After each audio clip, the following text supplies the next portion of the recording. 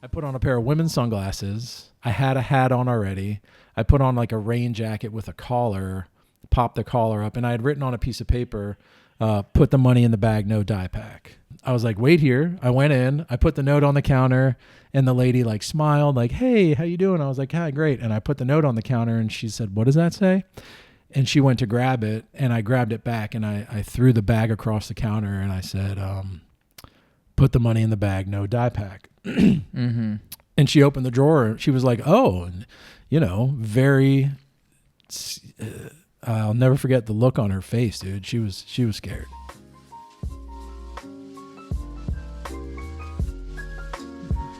All right, you guys, welcome to the Dreamrun podcast here. We got Mason with us today. Yo, what's good? What up? Special volume here.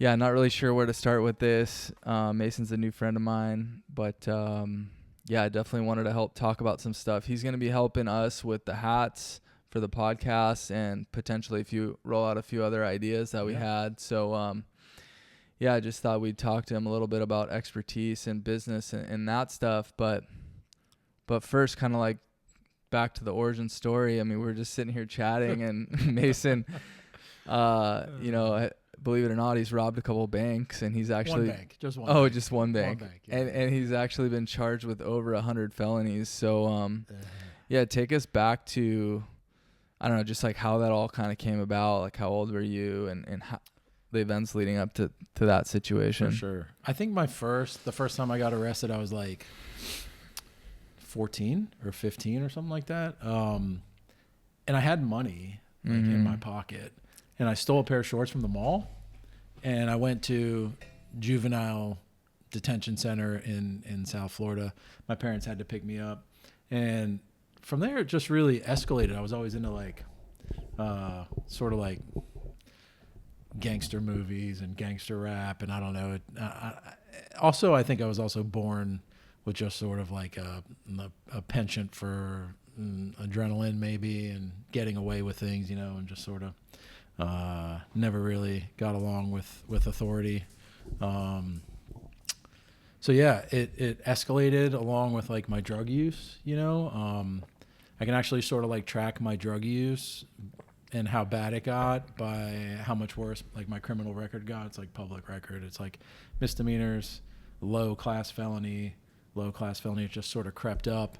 And to the point where I got tired of stealing and robbing people that I wasn't sure what they had. And I knew that banks had money.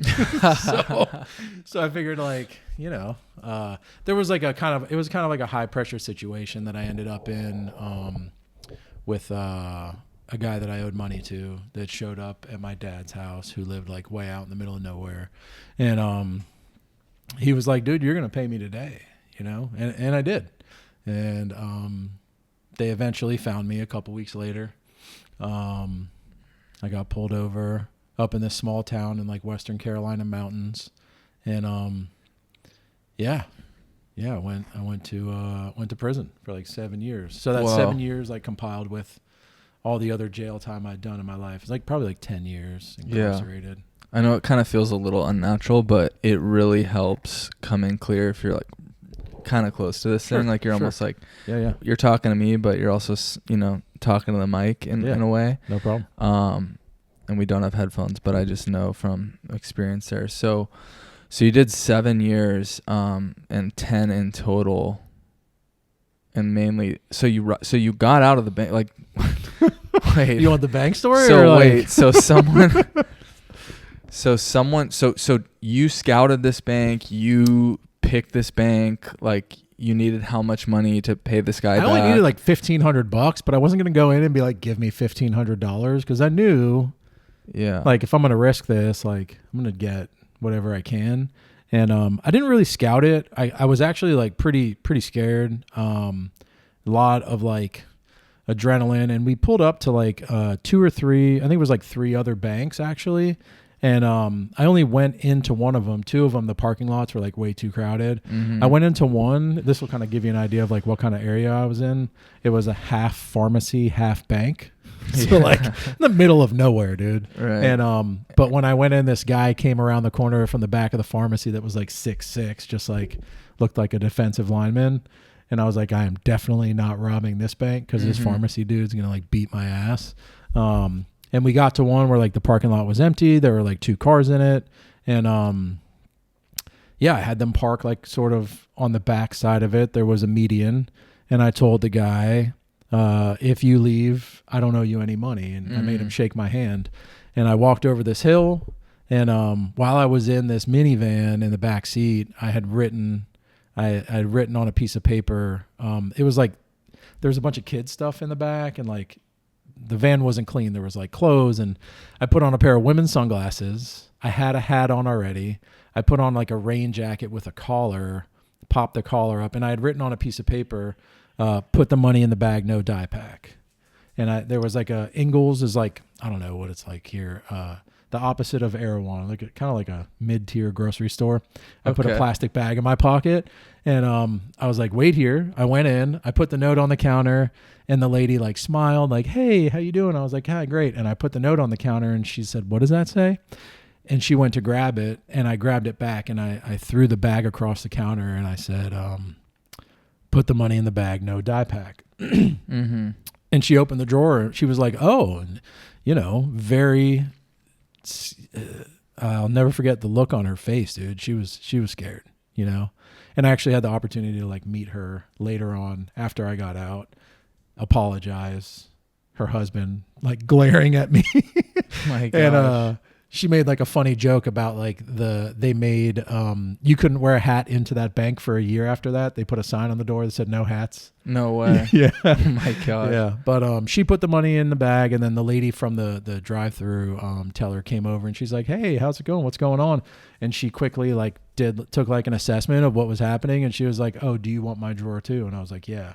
She ran over to her drawer, basically dumped it out on the counter, gave me all of her money too, and it ended up being like $40,700 and some change. Wow. And you weren't armed? No, I'm not like a gun guy, right? Per se. I'm not really like into them. So they just did it. Yeah. And so I ran to the car. We're going down the mountain. I told them to drop me off. Like, dude, there's cop cars like flying by us, and apparently they had looked and seen a dark green Honda Accord, which was not the car that we were in. Right. They looked in and seen a dark green Honda Accord leaving the scene, supposedly. And so they were looking for a dark green Honda Accord, and we were in a maroon, like Dodge minivan. So we're flying down the street, like not flying, doing the speed limit, and there's cop cars flying by. I'm laying down in the back seat, ripping the little paper wrappers off like the bundles of money and like throwing them out the window. And there's like sort of a crest where you come down and drive through this Pisgah National Forest. And when we got there are a lot of turns, and I had tied this jacket and like the hat, the sunglasses, the plastic bag, everything into a ball, and chucked it out the window, like over an embankment. And there was a 3-way stop. I had them drop me off at this 3-way stop down in the middle, like even more the middle of nowhere than I already was. And I knew someone that lived on that street, and I started walking the opposite direction from their house until they got out of sight. I turned around and like sprinted to this person's house, got on the phone, called this other guy, and I was like, yo, come pick me up. You know, we're going to go to Charlotte and get down, you know? And, you know, and I stayed gone for like almost 2 weeks. And, you know, I was calling home. I told my dad I was working out of town. We stayed gone for like almost 2 weeks. When we got back, the guy that I had called to pick me up saw the newspaper and put 2 and 2 together. I never told anybody that I had robbed that bank. And he had been in some like minor trouble. He had like a really low class felony. In North Carolina, the lowest class felony is a I felony. And he had an I felony for like using someone else's debit card, and he wanted to get out of it. And he ended up going to the sheriff's office and saying like, hey, I know who robbed that bank, you know, and told him my name. And up until that point, you know, when we got the discovery, my lawyer and I, we looked at it, they had no clue that it was me, like no clue whatsoever. And they were like literally investigating everybody but me. I was not even on their radar. And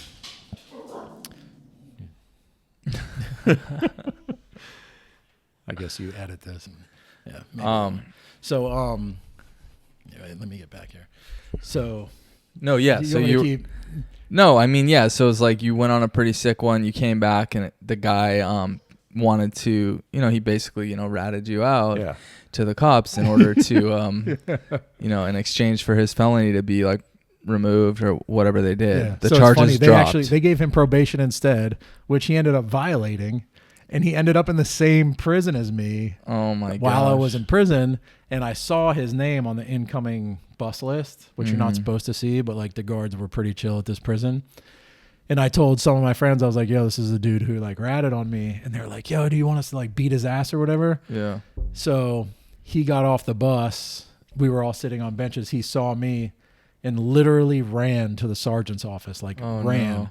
And they called me over the intercom. They were like, yeah, Mason's to the sergeant's office. And I went in there, and the sergeant was like, dude, you've had no issue since you've been here. Is this going to be an issue with you and this guy, Brad?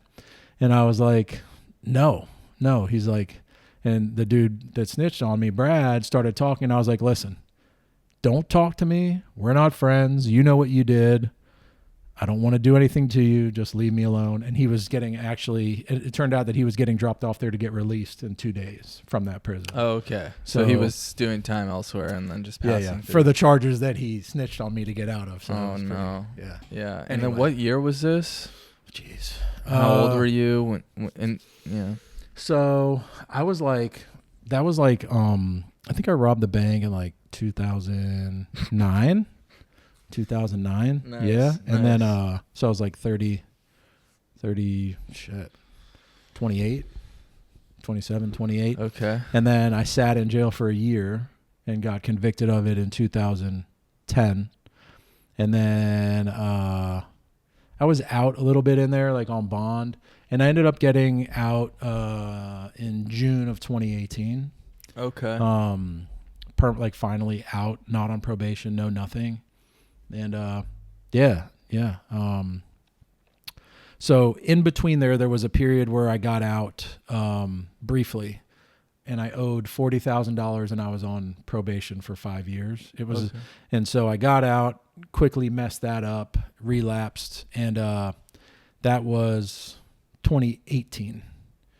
2014. That was 2014. Okay. When I got out and sort of like, I relapsed, told my probation officer to fuck off, and went back to prison. So it was just over it was one sentence split in two. The first half was like 3.5 years, and the second half was like 4 years. And in between there, I was out for a couple months. Mm-hmm. Just didn't. Wow. Yeah. And then, yeah, that's pretty crazy. And then, so you're just running around, just causing a ruckus in North Carolina at that point. Dude, just so bad. Yeah. Yeah. And then, so you're back in jail, and what's going through your head? I mean, when does it kind of like, obviously, because we're sitting in your house right now. I mean, pretty much right in the middle of Venice. It's a beautiful spot you guys are trying to buy. So it's like, where was that change? When did that kind of come through? So it's funny because, I grew up in like a Jewish family, and like, dude, I tried like in the South, there's like lots of churches. Like I tried like Southern Baptist, like I tried like joining that. I tried like some other sort of more chill religions like Buddhism and Taoism, and read a bunch on them and stuff like that. And a lot of therapy. Nothing ever worked for me. Mm-hmm. And it's funny. So when I went back to prison, I ended up at a prison pretty close to where I was living in Western Carolina, which is like sort of like the chill end of the state as opposed to the eastern end. And I got off the bus and I saw this dude, Wes. And I know Wes, and Wes used, like, he was crazier than I was when he was using. And I was fucking crazy. You know, there was absolutely nothing that he wasn't willing to do to get more.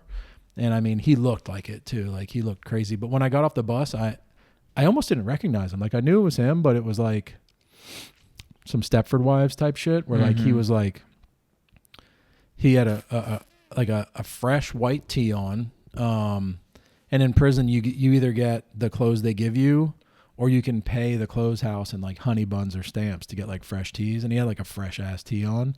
And, but he was walking from the chapel and I was like, oh, he got like, I immediately, because I had this resentment against like religion because it hadn't worked for me. I immediately was like, oh, he got some religion, like whatever, you know, I guess it worked for him. And he was like, yo, what's up, bro? Whatever. And I was like, the first thing I said to him, I was like, oh, you got, you know, would you just come from service? He's like, no, dude, I work in the chapel. I get free cookies and coffee. That's why I work there. I go to AA. There's a meeting tonight. Do you want to go? No way. Yeah. In the prison. In prison. Yeah. And I had been in jail up to that point. On my way, I actually turned myself in for the second half of the sentence. And like threw a crack pipe out the window, and I'd been doing some other stuff too that I just ran out of. But as I was coming up the hill into Boone, I threw this crack pipe out the window, and that was December 1st of 2014, and my sobriety date's December 2nd, 2014. Oh wow. So yeah, I sat in jail for a little bit. My sentence was already given to me. I didn't have to go to court. You know, I think I went to court like as a formality to be like, your probation's violated. You're going to prison. Went to prison. You go through processing for about 4 to 6 weeks. I don't remember how long it was. And then I saw Wes, dude. And something about seeing him and the shift that was very obvious in his life. Like he was smiling. He was wearing like fresh clothes. He had a haircut. He had shaved. Like this dude was an animal, bro. Like actual, like he lived like an animal. You know, like I know a few of those guys. Yeah. You know, I was pretty wild, but like there were zero fucks given by him. And seeing that shift in him, like really, it just, something in my mind like shifted, you know, it was like something happened. Interesting. Where he said AA and I saw him and I thought about the previous version of him and I went with him to a meeting and he was my first sponsor, dude. And he was like, you know, he had like, at that point, I think like 5 or 7 years or something like that, and he was super into it, like on fire for recovery. You know what I mean? In the prison, he was sober for 5 to 7 years. Because he got fucked up for a while. So he was in there for a while. Yeah. Man, that seems like such a long time. Yeah, he actually you robbed knew a him. Bank, and you didn't even do well. I guess you did. He had like a manslaughter charge or like a murder charge, second-degree murder charge or something like that, where someone got killed during a drug deal, and I knew him from prison. And when he was using like an animal, he was in prison. Like, dude, when I tell you, like, in prison, I could have got high. It's easier to get high in prison because you just like walk to the next row of beds to get dope. Like, in the world, you got to like do a whole bunch of shit, meet somebody, and they tell you they're coming, and they never fuck. Yo, I'm in your front yard, and you look outside, and there's no one all there. The drug dealers, you're in prison with them. So. Yeah. So, but yeah, Wes was my first sponsor, dude, and he was like, read the first 164 pages. Whoa. We started walking the track. There's like a big track around like a field, you know, and like some workout shit. And we just talked about the program like constantly for a couple years. You know? But then like thinking back on it now, he was like the first person that I knew that like really took it from like the depths, you know, of like the same sort of places that I came from, you know, like in my using, to like, obviously in prison, you don't get to have like a nice car and all that stuff, but I could see it in his eyes, you know? Right. It was more like a spiritual thing. Like I could see how happy he was, you know, in prison, which is like.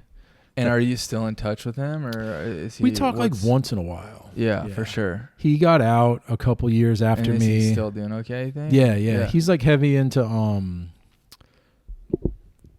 he like married a woman that was like super religious. Okay. So like he sort of got heavy into that stuff, and like you know, I'm not like anti or anything. I don't really care, you know. Right. But you sort of found your like lane, and you just like, we were talking, just keeping it simple, like, dude. Yeah. Simple as I can. It really straightforward. Yeah. And like, not getting like, it is pretty simple at the end of the day, right? Like you can do all these different things, but like, it's just there's one path. I mean, there's multiple paths to like this one thing. It's really like what I've experienced, you know. I just know like I'm not in charge because like what my life has turned into, like, dude, I don't even know if like now if you set me back to zero in like every respect, like financially, spiritually, all that stuff, and you told me to do it, like, okay, get back to where you are now. Mm-hmm. I couldn't do it. Like, Mm-hmm. dude, this stuff is, I really feel like it was just given to me and not by like a person, you know what I mean? Mm-hmm. Because, Becca, my wife, and I like have built, I've built my life. She's in recovery too. Mm-hmm. But we've built this life together that is like clearly not of our own doing. Right. Like yeah, we put in the footwork. Yeah, no, I want to unpack some of that, but first, like, so just to like connect it all, like you getting out of prison, would have been 2018? Yeah, June of 2018. And what kind of, I mean, are you nervous? Like, what's going on at that point? Because like you've never really been, all you've done is like get in and out of jail for the last 7 years. Like all you've done is like just shady stuff all around town and be kind of a degenerate. So like now, right, you've like changed your insides, but you've done it like in prison. So like what's going through your head at this point? So yeah, that's a good question, because I'd been incarcerated before, I've been to treatment before, I've been to the psych ward before and been like fine in there, like I'm good in an institution, but I've never carried that outside. And some of the like I had to look at it. So I had this guy who was my sponsor at the time. He was a volunteer that came in from the outside. This dude Paulie, great guy. I just talked to him the other day. He celebrated 15 years. He lives in North Carolina. I had like some other things on my mind, like I want to go get some food. I want to go get some clothes. Mm-hmm. I had nothing. I want to go chill with a woman. You know what I mean? But Paulie was like, look, dude, my recommendation is that you go from the front gate. My dad, we had sort of, I don't want to say we repaired our relationship, because I think he was probably expecting the same thing that he had always got from me, which was relapse and worse charges, or eventually death, and he was like, I recommend you go straight to a meeting. From the gate, you get in the car, go straight to a meeting. Here's the day you get out at 11 a.m. There's a meeting at noon, 20 minutes away. I will meet you there. And combination of like fear and some of the results I had seen from going through the steps at that point. I'd gone through the steps once, and Paulie didn't want to start working the steps with me until I got out and figured out where I was going to stay at and all that stuff. So I'd gone through the steps once with Wes, and I sponsored a couple guys. No one really stuck with it in prison. Met him at a meeting, and I went to a meeting every day until COVID, every single day. How's the recovery out there in that area? Were you back in Asheville at this point? Yeah, so I started in Lenore at a shelter, and then these people. So some of my stuff was already at this shelter, and these people who were they weren't volunteers, but they knew some of the volunteers at the prison.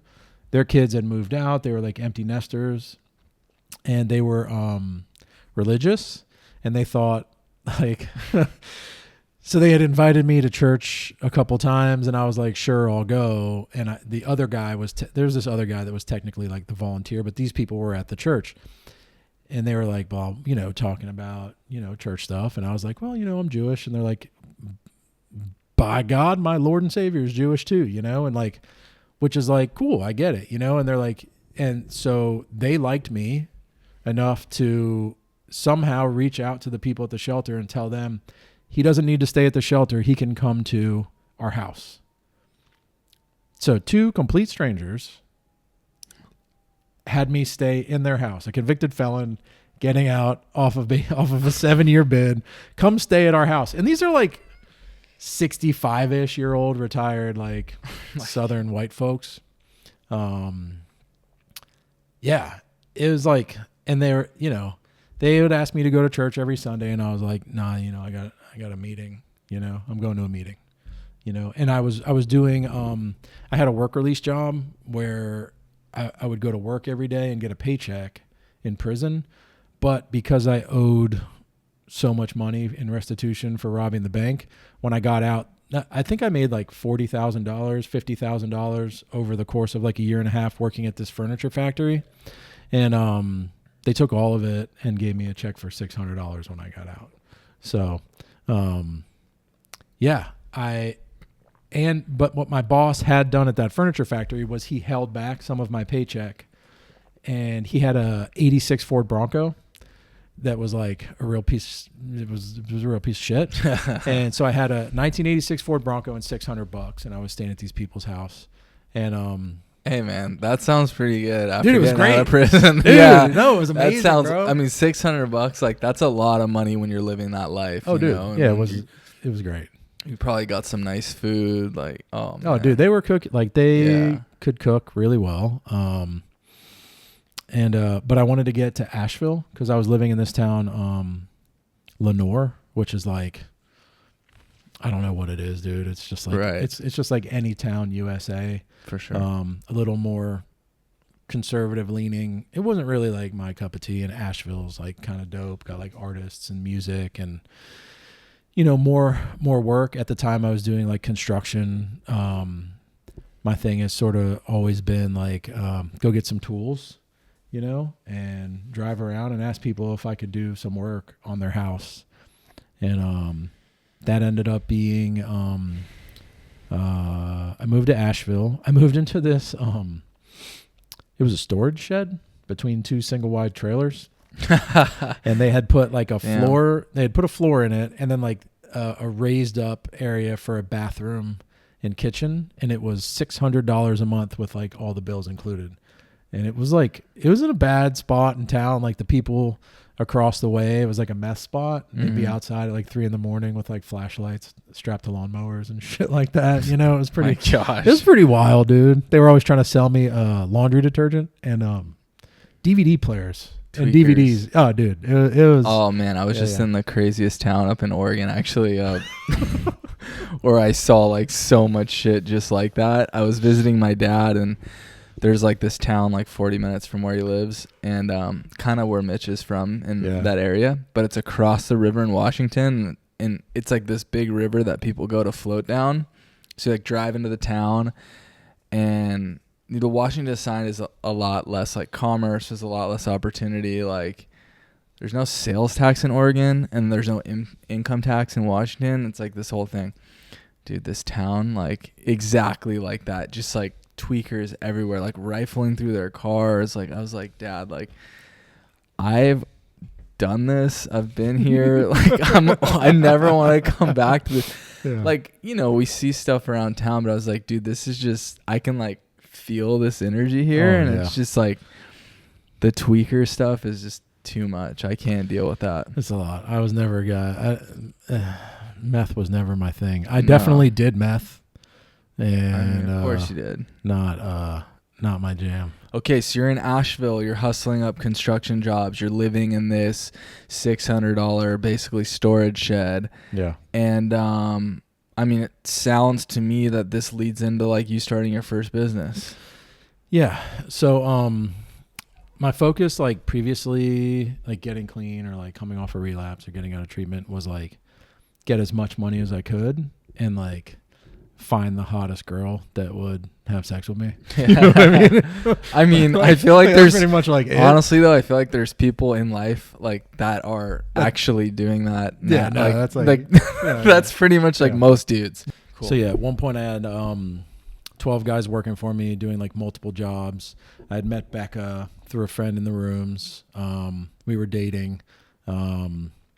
And we had sort of shifted. My dad's always been had a custom cabinetry business. Cool. So that's what my dad does as well. Yeah. So kitchens, a lot of kitchens. So many kitchens. It's called Ultimate Kitchen Design. He finally just sold it and retired. Oh, nice. But we had been shifting into like more cabinetry. It was a little less labor intensive on me, and I didn't want to have 12 employees and, you know, be responsible for all these guys' payroll. And I think we did that for like maybe like a year or so. And then wow, so you built it up to 12 employees just in a year? Yeah. Oh, wow. Not the cabinet business, the construction business. Right. Okay. Yeah, I was just getting more work. You know, and and we shifted to the cabinet side of things. And somewhere in there, I was at a meeting and I saw this dude with a pair of off-white Jordan 1s on. Mm-hmm. And I was like, dude, those are sick. I've always liked shoes, and like sneaker culture. And I was like, where'd you get them? He was like, I got them on the release, but they're not available anymore. I was like, where can I get a pair? And he said, you can go online, but they're like $1,500. And I was just blown away. Like, what are you talking about that Jordans cost $1,500? And he was like, he showed me like selling apps and things like that. And like a light bulb. I was just like, I can do that, So I started standing in line at sneaker releases, and I actually started running like raffles online to like win shoes and things like that, and selling shoes online. And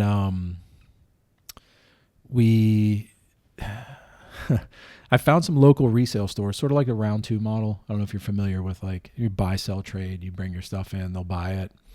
Yeah, I mean, I've just seen like videos and stuff, but that's not really my jam. But Sure. for sure, I about it. If you're So I found a couple like local. It's what the cool kids are doing. The cool kids, yeah.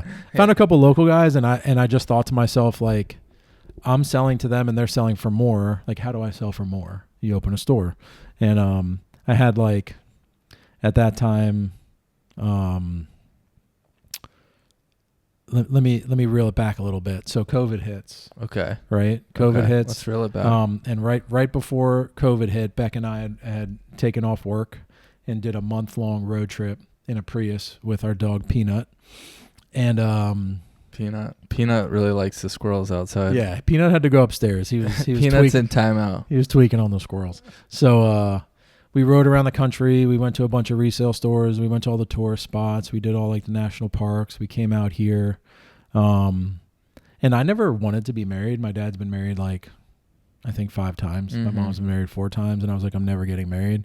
And somewhere along the line, like in the very beginning or like right before the trip, I thought to myself, like, I could marry this person. Nice. And so let's see how this road trip goes. If we spend a month together and drive 10,000 miles and don't get in a fight, and I don't dislike anything about her, maybe I'll marry her when we get back, and the road trip was dope. We had a blast, and we ended up getting married the first time during COVID, and then we got married again when everything sort of like they loosened some of the restrictions. But sorry not to keep that linear, but back to the shoe thing. Yeah, no worries. I had sort of stacked up like a couple hundred pairs of shoes in this bedroom. And okay. And you're kind of hustling construction still at this point. Yeah, doing some construction. But you're taking an interest in this side hustle and you're like flipping shoes. I'm making more money in shoes now than construction. No way. And I remember when the first time I had $100,000, I was like, I couldn't believe I was like, whoa, blown away, dude. Yeah. Plus I had, hundreds of thousands of dollars in shoes. So, how are you finding the time? Because isn't that, I mean, not to get too into like reselling and stuff, but just for my curiosity, how are you like standing in line and doing all this while also working? I had guys doing the work. Okay. And I was sort of like, and you were more invested in like your time spending around the shoes. Well, I would be the first one there in the morning. I'd get all the shoes, and then I was going around buying people's collections out of their storage units, out of their houses. I was putting flyers all over the place, all over the city. I buy shoes. So this was like your new thing. Yeah. The construction was sort of just like already on autopilot in a way, somewhat. Almost, yeah. I was bringing like all the materials to the jobs. I was making sure they were doing decent work. And yeah, I just so COVID hit. We're not doing anything. And online sneaker values went crazy. I sold a ton of stuff. Yeah, sold and a ton of watches stuff. and all that. Dude. I gotten into watches a little bit at that time too. And like gold went crazy. And I was buying all the shit I wanted when I was a kid. Like, Rolexes and fucking gold chains and shit like that. Like just shit I never thought I would have, And you're just only a few years out of jail at this point, right? Yeah, that was like 2 years. Yeah, like less than 2 years. Whoa. Yeah. And it was like, but up until COVID, and the meetings closing down, I went to a meeting every single day. And when the meetings closed down and we started going online to Zoom, and I mean, we on our road trip, we went to meetings almost every day, all over the country, dude. Cool. And you're feeling okay at this point, like you're like, I'm loving this life. Like, oh my God, dude. I'm in a meeting. I'm close with my higher power. Like, I'm helping guys. Like, you just feel you're not like getting pulled back into that old life. No, I mean, like the obsession finally was lifted at some point. I can't really say when. It was sometime, I think, in prison, and then possibly like, because it never crossed my mind again once I got out, you know, to go back to using. Yeah, and then it sounds like, I mean, the construction thing is going, and that's kind of in your. It sounds like the shoe thing is the first sort of like, oh wow, like I'm kind of good at this stuff, you know. Like I know what's good, I know what has style. I have style. Like I'm making money. This is what I like to do. Yeah. So it kind of like I don't know about the style. I don't know about the I have style part. But well, yeah, I think you kind of have to, right? Or are you just like buying the? I mean, you kind of have to because you're so much older than everybody else, you know. Okay. That was in the game, so like I always kind of felt like, and as an addict and alcoholic, but if you're making money, you kind of have to know what's trending, what's cool. I definitely like could see what was cool, you know. I never really, and I still have I mean, at the core of my disease is like I'm not enough. Okay. You know, and I still have that to some extent. It doesn't affect me the same way it did before. Yeah. But I definitely felt like that then, and like a little bit of like imposter syndrome, being a guy that was like definitely 10 years older than anybody else doing the sneaker stuff. Now that I was like in my 30s, most of these dudes were like in their teens and early 20s. So I think it was like January of 21. Becca and I opened a 800 square foot store in the mall in Asheville. January of 21. So we're still like COVID. Locked down over here. Here you were locked down. There they were like, oh, fuck masks, you know, like fuck fuck the government. That was dude, that was the best part. Like I'd go to like Florida and see my mom because my mom moved to Florida from San Diego, and like, dude, Florida didn't I was like, wait, COVID doesn't even exist down here. Mm-hmm. And like I would walk my dog without a mask in Mar Vista. And like during COVID, and like people would look at me funny, and I'd be like, "What? You know what the fuck?" Oh yeah. I'm like outside with my dog, and even like Orange County at one point. I don't know if were you ever out here for COVID? You would drive at the very very beginning. You would drive to Orange County, and you just look around, and be like, "Oh, COVID's not here either." Yeah, dude. Okay, so you're in Asheville. It's 2021. We're locked down over here. You're starting businesses, making a bunch of money. So we risked basically everything we had. Okay. Walk us through that. Walk us through that. So walk us through that. We looked all around for a space. I wanted to be downtown. We didn't get the space downtown. That shit like crushed me. And it turned out that we were like, okay, let's go to the mall. You know, and the mall was not my first choice. I thought downtown was better because there were more tourists walking by.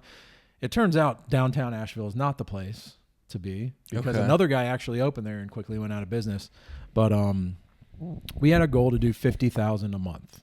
That was like, okay. Well, so hold on a second. So how much cash are you throwing down this first business? You found the spot. What was the rent? The rent was like $1,500. It was so cheap. Chill. So cheap. And then you had to get inventory. Or you already had some inventory, but I bought a lot more. Okay. But it was like right around like a little over $200,000. I had like 15 grand to my name after. And you spent 200 grand on what? Shoes, clothes. You know. On the inventory. Yeah. And are we talking like all Jordans, like all this Jordans, like Yeezys, Dunks. Yeah. Dunks, Jordans, Yeezys. Lots of clothing. And then the clothing would have been like Supreme. There was a lot of vintage. Okay, all that stuff. Bathing Ape, you know, stuff like that. Like Fairfax type of stuff. Yeah. 100. Yeah, that was literally what I was trying to do. Yeah. Exactly that. And so when I pulled up, like we didn't really know. We had no clue. So you threw 200 grand. The rent was only $1,500. Yeah, and I had $15,000 left over to my name. So, but you had rent. I mean, that's rent. I mean, you knew you could move that inventory. Listen, Asheville is like super white, dude. It's the whitest place. Yeah. So like, dude, when I fly back there to go check on the store, and I fly into Charlotte or wherever I transfer from, if I stop in Chicago, like no, there's one in Chicago and there's one in Fort Worth or Dallas Fort Worth Airport, and you go to the Asheville like gate, it's all white people. Like it is the whitest Oh, shit. like they all have like at Keen, LAX, like yeah. hiking shoes on and like fucking Patagonia. So like it was a little bit of, it was definitely more risky than doing it in like a diverse place where like people are actually into fashion. You know what I mean? Yeah. So you're going from like moving maybe 10 grand, 15 grand of inventory around to like, oh, we just spent 200 grand kind of thing. Yeah. Yeah. Oh yeah. Yeah. And so Okay. What's it called? DG Reserve. So we had started a small company before that makes a sole protector for the bottom of collectible shoes. It's like an adhesive piece of it's a blend of rubber and plastic that has adhesive on it. You stick it on the bottom of your shoes and it protects the bottom of your shoes from wear. And people buy that. Oh yeah. Oh yeah? Yeah, a lot of it. Yeah, okay. So we started that, and so that was called Drip Grip, DRIPP, like Drip Grip, and we sold a bunch of it, and so we named the store after that business, DG Reserve. So I pull up in the mall parking lot, and it was like 15 degrees outside, and I see like 15 or 20 kids fucking camped outside of the mall for my store grand opening. Mine and Becca's store grand opening, like, you know. And it's interesting, you know, as Becca and I have gone along in business and realizing like I'm kind of like the creative director and buyer, and Becca is like the COO, and she's like the CEO and the COO, and I'm like the chief creative officer and buyer, you know. Yeah. And so Becca put so much of it together, and I did my part.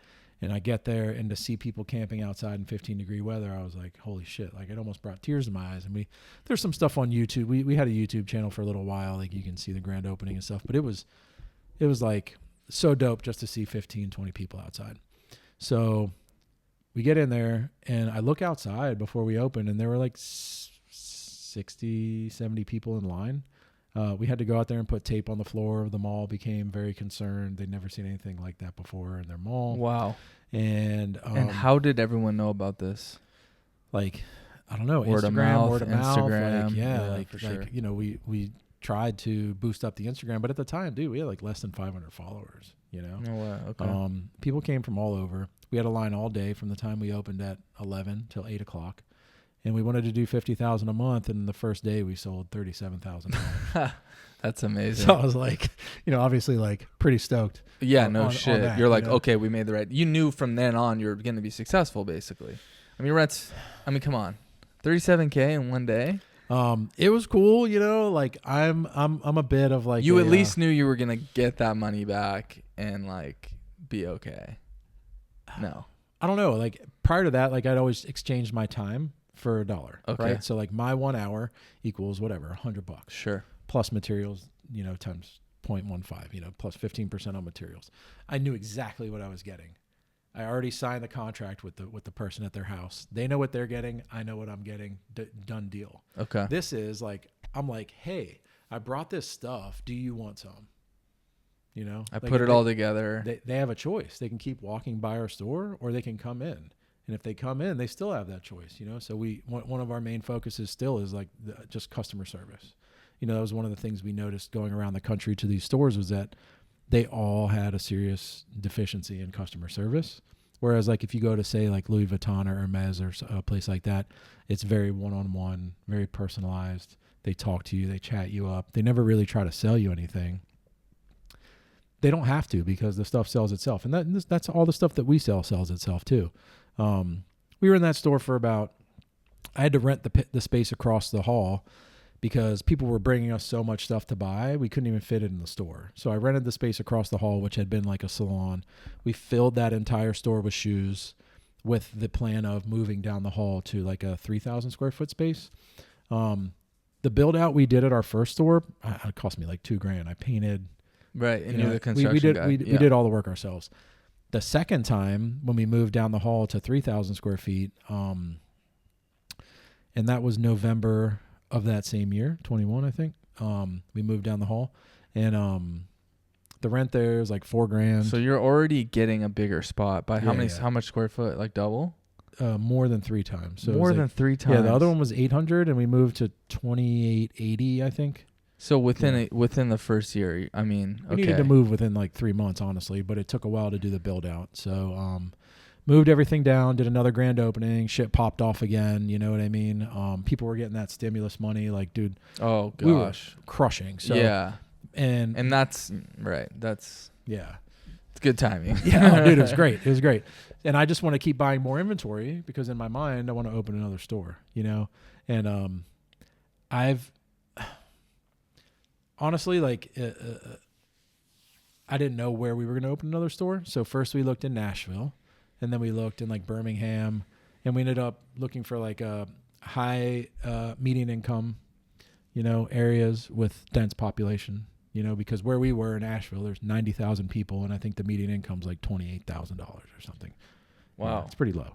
That's insane. And you were like totally popping off at the Yeah. store with Yeah. 90,000 people. Yeah. I mean, people would come from surrounding areas, but it's nothing like where we ended up opening our second location in Towson, Maryland. It's like 15 minutes north of Baltimore. Okay. The median income was more than double.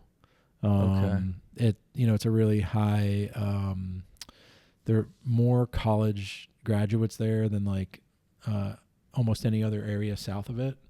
It's like there are a bunch of colleges there. I don't know, maybe there's a lot of smart people there, you know, so we figured. And it's more of a diverse population. So that space is almost 5,000 square feet, and the rent there is almost $30,000, you know? So so we risked it all again. So this time with all of the inventory and the build out and everything, we put in a little over $800,000. Wow. Right. And so, and when did this open? What year is this? That was, I think, September of 22. Amazing. So that's about 18 months. Yeah, you're opening a second location. Yeah. And a couple questions. So it's DG Reserve too, basically. It's the same brand, same store. Yeah. And then what other reason or attachment to Maryland do you have? Any at all? So I had met this guy online, actually. My friend Dustin, who's one of the general managers at our Towson location now. And he ran like bots, you know, to like buy up all the shoes real quick. And he had actually driven down from Maryland at one point to sell me. They rented a minivan and like brought like 300 pairs of shoes and sold them to us.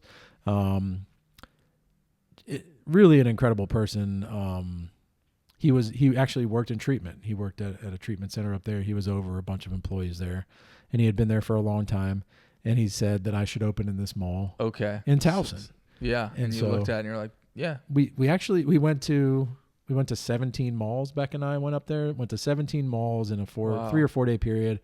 And we had this metric where, obviously we had to like the mall first, and then we would, go around with the mall manager, see what spaces were available, the leasing manager.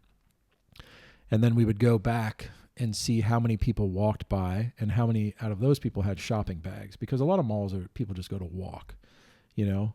Like if you go to Santa Monica, you'll see a ton of people walking around, and there's a bunch of stores over there, but like hardly anybody has shopping bags. That's why so many of those stores are empty at 3rd Street Promenade. Mm-hmm. No one's shopping. People are out. They're outside. They have a milkshake, but no one's really going in shopping. So anyway, we picked this store. The build out was almost it was like $170,000 for the build out. We rented 2 of the biggest box trucks they have, and had employees drive them up from North Carolina. Okay, 170 for the build out, and then inventory was this other 600. Yeah, like 6 and change. Yeah, it was a lot. It was a lot. And you were stockpiling that for a store leading wherever up it was to it. Be. Yeah. Right. Yeah, like every dollar we put in. I mean, like, I have, my disease that causes me to buy like dumb shit at an alarming rate, like for myself, right, like watches and cars and shit like that. And anyway, right. But we set aside enough to do a business as well. So, okay. And so when we explored the area in Baltimore, there was no one really doing it big. There were some smaller stores that had a nice foothold in the area. People knew where to go, but no one was doing the big bright stores with hundreds and hundreds or even thousands of pairs to choose from, and all like the newest releases and the hottest clothing. And that store, and they do like about 5 times what the Asheville store does. So like last year we did right at 8.5 million in sales between those two stores. Okay. Yeah. Wow, that's amazing. Yeah, pretty cool. Which is mind blowing, really, because Yeah, that's a lot of money. you're talking to a guy That's awesome. yeah, Two I've stores. never, yeah, You're I'm like, fucking, what? what the fuck? I had $100,000 and I was like, oh my gosh, $600, dude. Like, I that's $600 in that Bronco. Yeah. Well, I remember Becca reminds me all the time, if I start complaining about money or something, she's like, do you remember when you told me you felt secure when you had, I just wanted to keep $1,500 in the bank. That was it, when we first met. Yeah.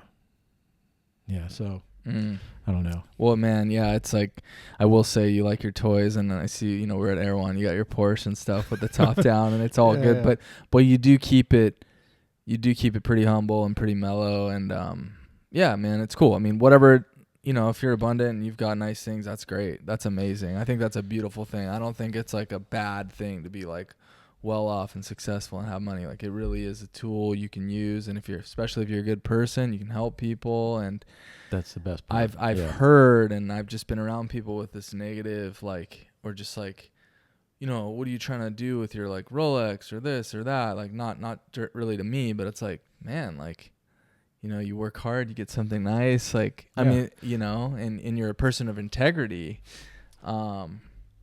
I think it's really great. So you do keep a good demeanor about it all. It's funny, like, I think about that stuff, and the where the stuff falls on my priority list, you know what I mean? And it's really low, but there's this child inside of me, you know what I mean? And now, like, I get to drive fast. For like, sure. Dude, I could have went out and bought like a big flashy neon green car. Instead, I bought like what I think for me, since I was a kid, I remember going to the Scholastic Book Fair. There was a poster of a Lamborghini, a Corvette, and a Porsche Turbo convertible. And I always bought the poster of the Porsche Turbo convertible. And it never in my wildest dreams did I think I would own one. But when the opportunity presented itself and like another vehicle I had got discontinued and went up in value a bunch, I talked to Becca about it, and I was like, yo, I want to trade and get this car. I was like, this is my dream car. And she was like, fucking go buy that shit, babe. You know what I mean? Like, definitely. There's nothing about, and like, yeah, you want to experience like the best things in life, you know, like that's what it's all about. And like, it takes resources to do that. And I'm like a big kid, dude. Like, my uncle, who had a lot of money, always had a Rolex, and he had like a gold presidential, and I just thought it was the coolest thing, dude. You know what I mean? I just, not because he was flexing on me or whatever. Like, dude, I don't give a shit about like the opinions that I care about are not like the general public. You know what I mean? Don't For ride sure. around with like an icy watch on my wrist hanging it out the window. Yeah. You know, I well, also, the other thing with that, go ahead. Go. No. The other thing with that, it's funny. It's like, at least for me being like surf skate community, like you can never really please everyone anyways. Like, I don't know, but like not really the surfing and skating, but just like you can never really like, oh, that's too flashy, or, oh, damn, you're like, where's your chain? Or like, it's just like, fuck all that shit. Like if something makes you feel good and you're getting a premium experience from it, and you like the way you feel when you wear it, and you like the way you look when you wear it, and like it's not from this weird fucked up place, like, oh man, just like embody that shit, Yeah, dude. I do that shit for me. Fucking you know run what I mean? dude. I like it. I don't. Hell yeah. It's not because of anything else other than like the experience I get from like, I really highly value customer service, and some of the best customer service happens to be at some of the stores I like to shop at. Absolutely. That other people might be like, that's some flashy shit. You know what I mean? I don't really. Yeah, like the $100 steak comes with that $100 service, right? Yeah, dude. Like, I don't know if it's always going to be like this also. You know what I mean? Like, dude, anything can happen. Like, one, I could die, but like there's other stuff. Like people's businesses go bust all the time. For dude. sure. I'm trying to enjoy this shit while I can, dude. I love that. But But Becca and I have a contingency plan. It's like, We get a fucking Winnebago, throw the dogs in that shit, and go park at the beach. Done. You know what I mean? And you're just as happy as Dude, you are now. Yeah, bro. I was this happy in prison, man. Like the stuff doesn't. I don't find fulfillment in the stuff. I enjoy the stuff, and I like buying things of value that I can like sell again. Cool. You know what I mean? And quality items typically. Dude, it's fun. You know. Yeah. And yeah, it's just I have this list of priorities, and at the top is my recovery. You know, and then family is under that, because like without my recovery, I will not have my family. And then I would say next would be business, you know, and yeah, somewhere down there, like, you know, 5 or 6 is like stuff, you know. It's definitely on my list, you know, because I can't deny like what, you know, my actions tell the story of my priorities, right? You know, absolutely. So like if I'm going to a meeting every day, I'm treating my wife with love and respect. You know, I'm handling my business and taking care of my responsibilities in business, you know, and then I go buy dumb shit, you know, that I like, you know. It's not dumb. Maybe it's dumb, but who gives a shit? You know what I mean? Well, yeah, like, you know, it's funny. It's like there's these a few Instagram videos that were going around where it's like, damn, like these are like the millennials have money now, and it's just like pictures of the dumbest shit. Oh, yeah. You know, like oh yeah. Rooms decked out in like Halo 2 memorabilia, Oh like I don't know what else, just stupid shit, because like we have like jobs and money now, and so but one of the, thank God, like Becca and I are like opposite in a lot of ways, and we complement each other. Becca's really good at saving. Cool. You know, so she takes money out of the business accounts, puts it into, you know, a fund that we have, and you know, yeah, like it's not like I'm out. I don't just like blow all my money. No, for sure. I like to say our money. Sorry, babe. I don't just blow all our money, you know? Yeah. I will say this. When I first got out here and I moved out, I was acting out. Like I didn't know anybody. I was in South Bay. I wasn't really connecting at meetings like I had been in Asheville. And dude, I don't know how much money I spent on stuff, but I went on a binge, like a crack binge, but buying stuff. I bought cars, jewelry, watches, clothes, and I had to like, it was funny because that was right when I started going to therapy, and I told Becca, I was like, nothing's wrong with me. I don't need therapy. Now I love therapy, you know? Nice. But, helping you out. Yeah, to reel it back in, man, and like really like check myself and like realize that I was acting out on feeling lonely, you know what I mean, and not connected.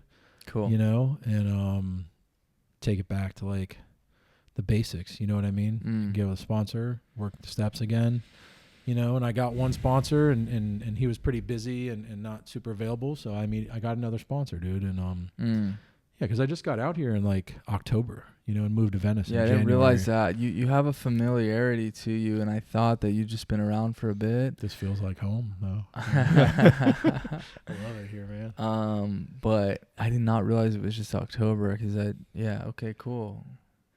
Yeah. Welcome to the neighborhood. Yeah, you picked a pretty good spot right here. I love it, dude. Right in the zone. Venice is honestly, yeah, it's definitely my favorite place I've ever lived, dude. Yeah, so we're opening a new store. It's in the same mall in Maryland that our other store is. Our other store is on the first floor, and this store is on the fourth floor. And our new store is a business model that is much more scalable. It's all retail. We actually designed our own clothing line that's being, you know, it's at the Dye House right now downtown. Should be done hopefully by the end of the week to ship out. Remind me about that too, because we need to go down there. Yeah, whenever you want. Okay, great. We're going tomorrow, but we're on a mission tomorrow. Okay, yeah, no, I'm down to go. We'll just do it like Becca's going out of town Thursday, so I'm like between then and maybe over the weekend. Yeah, sweet. They're closed. We'll find a day. Okay, sweet. Yeah, we'll find a day. Cool. But yeah, so we made our own clothing line, which is like hoodies, sweats, men's and women's tees, and sweat shorts. You know, awesome. The sweat stuff is like unisex, and then we're the only U.S. retailer for Muji, which is like this super dope, made in L.A. by this Japanese guy. That's really nice. This guy Gary. We're the only retailer in the U.S. It's a huge brand, especially overseas in Japan. Museum of Peace and Quiet. I don't know if you've ever seen that stuff. No, I don't think There's another brand from Japan called Liberators.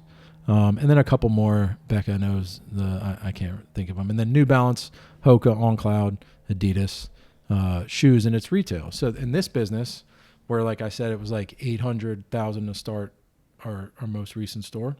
This one's like 120. Okay. So because it's it's retail. Right.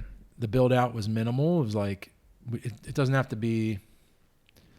We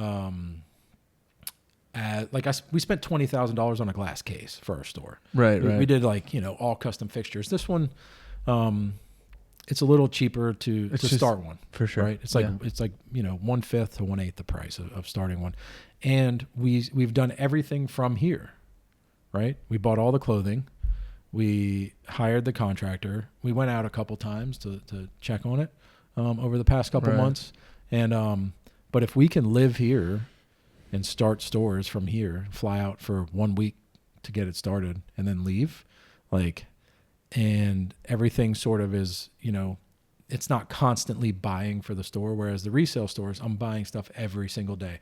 I have to buy the new drops. I have to buy the new clothes. I have to buy. This one's fall, winter, spring, summer. Right. You buy the fall, winter shit. You buy the spring, summer shit. And there's a little bit in between. And that's a business that anybody can run, right? And so our resale stores, trying to sell them is extremely difficult because it takes a specialized person with a really specific knowledge of resale. Gotcha. These stores will just be retail stores. So if we can get some of these up and running and profitable, which I think the profitability part's not the tough part. It's just getting them up and running. And we can put 5 or 10 or 15 of these stores together. I mean, it's something that, we could market, for sale to a larger company or venture capital or whatever. Awesome. So open up a series of stores and then sell them. That's the lick I want to hit. Cool. That's a good one. Big liquidity. The $5-10 million hit. And then, sure. Then I'm like, okay, I can chill now, Totally. Yeah. You get a big liquidity event like that really puts you I would be in a different spot for sure. Yeah. So, anyway. Okay, cool. Yeah. I mean, that's super exciting. And I want to check out some of your brand stuff for sure, especially with winter coming up and definitely look at some of that. So, and that one's at that same mall. So that's good. That'll be exciting. I guess just one question, what would you say the 2 biggest challenges are, or have been in the past, let's call it 3-4 years of owning these businesses? The first, because honestly, everything you touch has just been turning to gold so far. There's got to be something in there, right? Sure. I'd say the first one that comes to mind is staffing. Okay. You know what I mean? We've had a couple people that have been with us almost since the beginning. But it's interesting to see how people, we consider these people family, our we pay different scale than what normal people pay. We pay the people that are good a lot, a lot more than normal. In some cases, double what a normal. What minimum wage would be or something? No, so our management at our Towson store, they easily, I think they make close to 100. And then there's a lady across the hall that's been at Foot Locker for 14 years and she makes 67. Mm-hmm. And I mean, they've been at our store for a year and a half, you know what I mean? So, right. And for Becca and I, we would rather sacrifice that money. That's not going to make, it would make a difference, but not make a huge difference in our life and make a huge difference in their lives and present them with an opportunity that, they're somewhere where not only they like to work, but there's where can you go and get more? We're giving you the most, I want to be the place that gives them the most, but staffing has been tough because people flip. We gave one dude a down payment for his house and, he just, I don't know what happened, dude. Oh man. He just completely flipped and became, unbearable to be around for basically everybody. We had to let him go. Oh no. And then people just don't show up. We haven't had any instances of real theft that we know of, but, that's one that has to happen eventually, right? In retail is, because there's a lot of cash going in and out. There's millions of dollars worth of inventory, so staffing. Okay. And the other one, I would say is just like time management. You know what I mean? Especially since moving here. Like when my phone told me the screen time average last week per day. I don't turn that thing on. Yeah. I keep it off. It said 9 hours and 52 minutes per day last week. So like that's how much I'm on my phone, like fielding texts from employees, fielding texts from sellers, people that have bought stuff from me, because I also do some wholesaling where I'll buy a whole bunch of stuff, ship it to the store in Towson, and I'll have my inventory manager there break it up and sort of bust it down and make some more extra money, time management, and yeah. Cool. Yeah, time management. Awesome, man. Yeah, that makes a lot of sense. What a crazy story. From bank robber to successful entrepreneur. Yeah. Working here from Venice on his North Carolina Empire and Maryland Empire, East Coast. Yeah. Very good. Yeah, thanks so much for taking the time, man. I feel like, is there anything else that you may have left out? I mean, Oh man, I'm just like comb over a lot of stuff. Yeah. Yeah, I don't know. I really love AA history, like a lot, and I'm just so grateful that that the rooms, AA, NA, whatever A it is, the 12-step programs are around, because they gave me everything I have, dude, because there are people that try to do this business shit all the time and don't succeed, or there are people that try to do this recovery shit all the time and don't succeed, and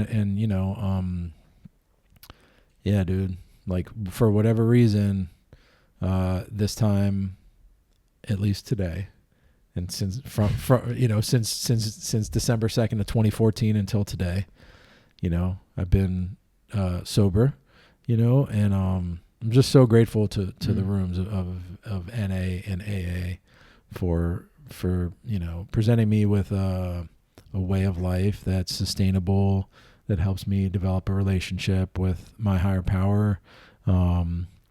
And yeah, the fellowship in the rooms is like, I always felt like I never belonged anywhere. And I know when I go to a meeting, like I walk in, and even if I don't know anybody, like I know that's where I'm supposed to be at. I know I belong there. I earned my seat there. It's been everything for me. So, yeah. Amazing. All right. Well, appreciate that. Once again, great to have you. And yeah, thanks for coming over, dude. Yeah, it's a great spot. We'll have to kick it again soon and make that trip downtown For sure. Get into all that good stuff. Yeah. Yeah, cool. Hope you guys got something out of this. And me and Mason are going to sign off here. We got some things to do, but yeah, take care. Peace.